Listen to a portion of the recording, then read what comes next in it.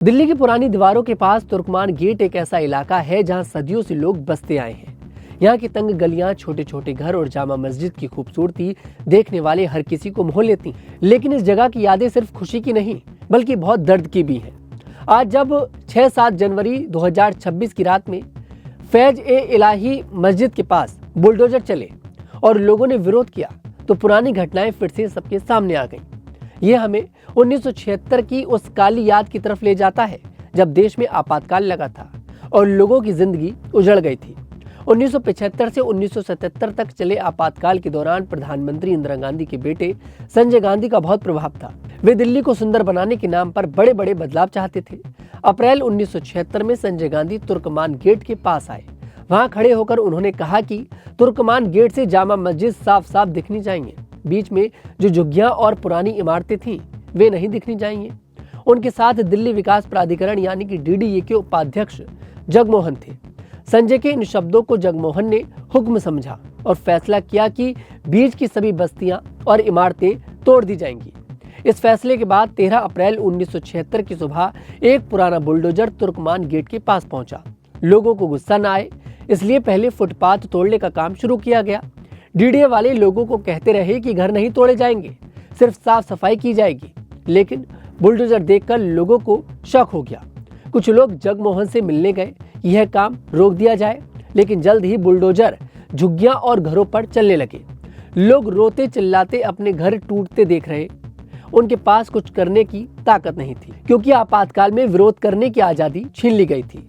विपक्ष के नेता जेल में थे और आम लोग चुप थे। तुर्कमान गेट का यह तोड़फोड़ आपातकाल का एक बहुत दुखद हिस्सा है। जिन लोगों के घर टूटे वे कहां चुप बैठने वाले थे। 19 अप्रैल 1976 को लगभग 500 महिलाएं और उनके बच्चे वहां जमा हो गए और उन्होंने काली पट्टी बांधी और बुलडोजर के सामने जाकर खड़े हो गए। उन्होंने मशीनें रुकवा दी।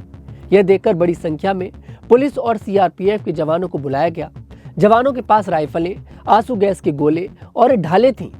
भीड़ डर गई और कुछ लोगों ने पत्थर फेंकने शुरू कर दिए। छतों से भी पत्थर बरसाए गए। पुलिस ने पहले आंसू गैस के गोले छोड़े और फिर गोलियां बरसानी शुरू कर दी। लोग तंग गलियों में भागते और जवानों पर हमला करते दिखाई दिए। गोलीबारी में कई लोग मारे गए। सरकारी रिकॉर्ड में कहा जाता है कि सिर्फ 14 गोलियां चलीं और 6 लोग मारे गए, लेकिन कई किताबों और गवाहों के अनुसार मौतें इससे बहुत ज्यादा थीं। कुछ लोगों ने तो 12-20 यहाँ तक की 150 तक मौतें बताईं। सच्चाई क्या थी आज भी पूरी तरह साफ नहीं है। मीडिया पर सेंसर था, इसलिए बाहर की खबरें ही सच सामने लाई। आपातकाल में दिल्ली को सुंदर बनाने के नाम पर बहुत तोड़फोड़ हुई। संजय गांधी इसके पीछे मुख्य व्यक्ति थे। 1977 में जब आपातकाल हटा और नई सरकार आई तो शाह आयोग बना।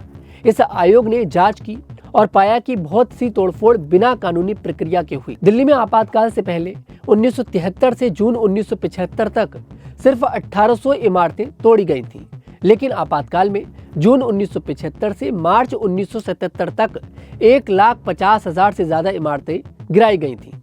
इससे करीब 7 लाख लोग बेघर हो गए।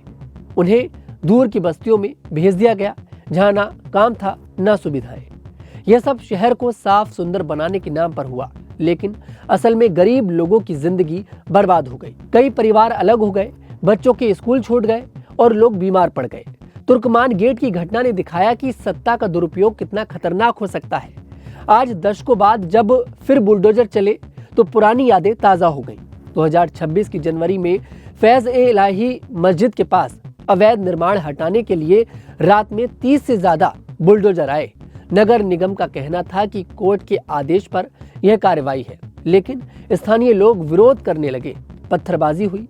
पुलिस ने आंसू गैस छोड़े जिसमें कई सारे पुलिस वाले घायल हो गए। मस्जिद को नुकसान नहीं पहुंचा, सिर्फ आसपास के अवैध हिस्से तोड़े गए। लेकिन ये घटना हमें याद दिलाती है कि पुरानी गलतियां दोहराई न जाएं। तुर्कमान गेट की कहानी हमें सिखाती है कि सत्ता हमेशा लोगों की भलाई के लिए होनी चाहिए। गरीबों के घर, उनकी जिंदगी से खिलवाड़ नहीं करना चाहिए। आपातकाल जैसा समय ना फिर आए, इसके लिए हमें सतर्क रहना होगा। इतिहास से सीख लेकर ही हम बेहतर भविष्य बना सकते हैं। ये दर्द भरी यादें हमें एकजुट रहने और न्याय की लड़ाई लड़ने की ताकत देती हैं। ये रिपोर्ट आपको कैसी लगी कमेंट सेक्शन में जरूर बताइएगा। मैं तनुज दीक्षित फिर आपसे मुलाकात करूंगा, तब तक के लिए हमारे साथ देखते रहिएगा न्यूज़ 15।